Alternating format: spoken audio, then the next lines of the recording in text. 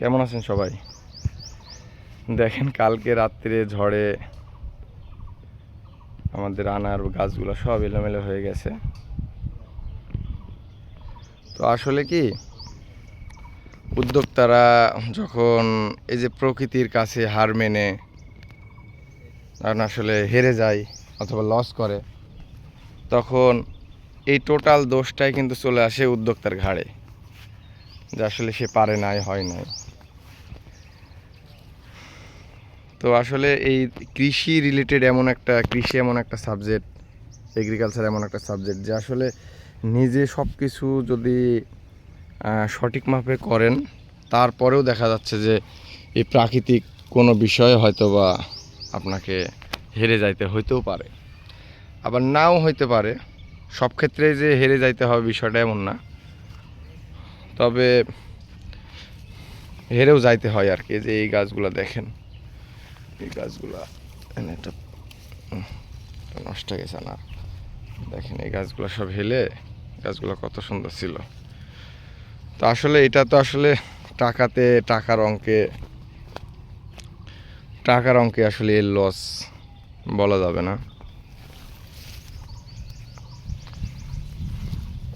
তারপরেও আলহামদুলিল্লাহ যে এর থেকেও অনেক ক্ষতি হইতে পারত, যদিও আমাদের পূর্ব প্রস্তুতি কিছু পরিমাণ ছিল, তার জন্য একটু ব্যাকা ট্যাকা হয়েছে। গাছ সেভাবে 2-3টা ভাঙছে, তাছাড়া ভাঙে নাই আর কি।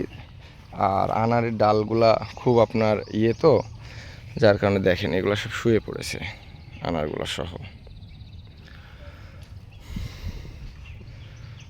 তারপর আল্লাহর কাছে লক্ষ লক্ষ শুক্রিয়া যে মানে ঝড় অনুযায়ী যদি এরকম হইতে পারতো যে আমার 100 গাছ নষ্ট হয়ে গেল, তার থেকে আসলে 2-5টা গাছ নষ্ট হলে কিছু হবে না ইনশাল্লাহ।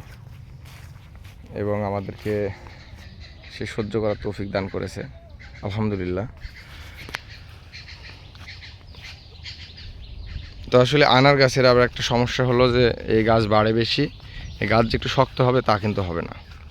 দেখা যাচ্ছে আমাদের বাংলা ভাষায় বলি যে ধনুকের মতো সে বেঁকা হয়ে যায়। তো মোটামুটি গাছ কয়েকটা ছাড়া মোটামুটি সব ঠিকই আছে আলহামদুলিল্লাহ। আমি রাত্রে এসেছিলাম, এসে গোটা বাগান দেখেছি।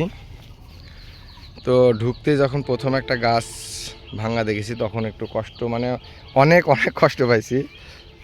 এইগুলো সব এলোমেলো।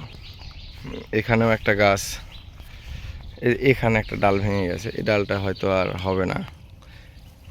এটা একটা আনারস ছিল অনেক, এই ডালটা ভেঙেছে। সবচাইতে বেশি ক্ষতি হয়েছে আমাদের এই গাছটায়।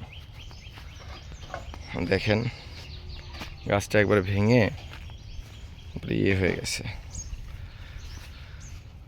তো তারপরেও আল্লাহর কাছে লক্ষ লক্ষ শুক্রিয়া, যেন গাছ সবগুলো এমন হইতে পারত, সেখান থেকে সেই জায়গা থেকে 2-1টা গাছ এরকম হয়েছে হয়তো। আল্লাহর কাছে লক্ষ লক্ষ শুক্রিয়া।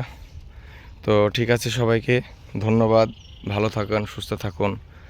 আর আমি এখন ছেলেপেলে সব কাজ করছে, আমি তাদের সাথে কাজে লেগে যাব। সবাই আমার জন্য দোয়া করবেন। আসসালামু আলাইকুম।